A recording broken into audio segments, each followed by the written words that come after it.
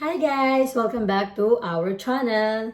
And today, papakita ko sa inyo kung anong in-order ng asawa ko sa online. This is from London shop. This is a Filipino shop.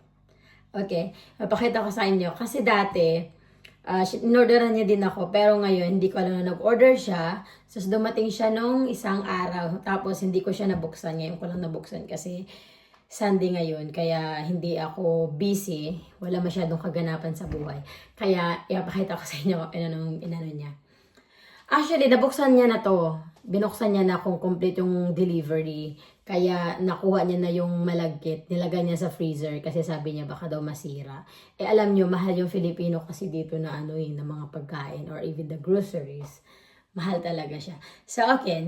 First na in-order niya, eto, sobrang paborito niya. Tapos alam niyo kung bakit daw niya binili. Kasi cute daw yung bano. Sabi ko sa kanya, oo, lagyan ng mga sibuyas at bawang. Okay, that's the first purchase. Then, ito, bumili din siya. Yan na. Bumili din siya nito. Parang totoong vlogger. Hindi, bumili din siya nito. Tapos, next, kasi mahilig sila sa noodles. Tapos ngayon, gusto niya na mag-try daw ako ng a Filipino style na noodles. Ay, na noodles? What noodles? No, Filipino spaghetti. Tapos ito ang kaganapan. Tingnan natin kung dalawa to. Ano to? Sweet? Yes, this is sweet. Tapos ito, Del Monte. Pero most of the time talaga ginagamit lang dito nila. Yung parang normal na sauce. Alam niyo parang nasa jar. Pero hindi ako kasi mahilig nun. Hindi rin ako mahilig sa noodles. Pero for him, I will do this. Tapos, ang dato puti. Kailangan ko ito lagi. Tapos, next. Ayan. Binila niya ako ng diles. Eto, look at that. Alam nyo, kung magkano, ano lang to, mahal to. 100 grams. 100 grams to. Tapos, alam mo kung magkano to? 500. Sabi ko kasi sa kanya, kung bibili siya ng mga dried fish na galing sa Pilipinas, wag na kasi sobrang mahal.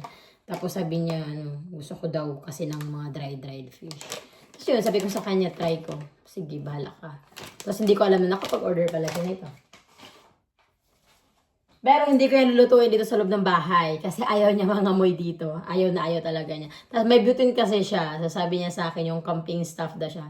Mga camping staff. Meron daw butane. Tapos meron yung Kaya yun daw gagamitin ko. Kaya sabi ko sa kanya, okay, sa labas ako magluluto.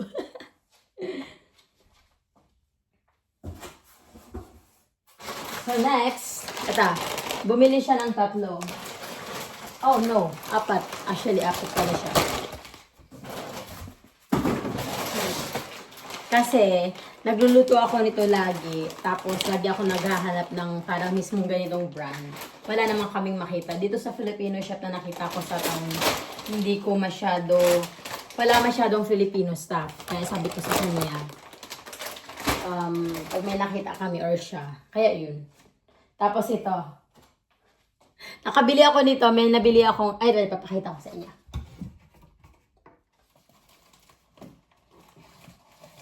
Ito. Alam niyo na kumakain ako ito. Tapos ito. 4 to. Ako ng isa. Trinay ko na at talagang ako. Ang tawag doon yung parang na-miss mo talaga. Kumain ng mga ganyan. Tapos, bumili siya ng... Tada!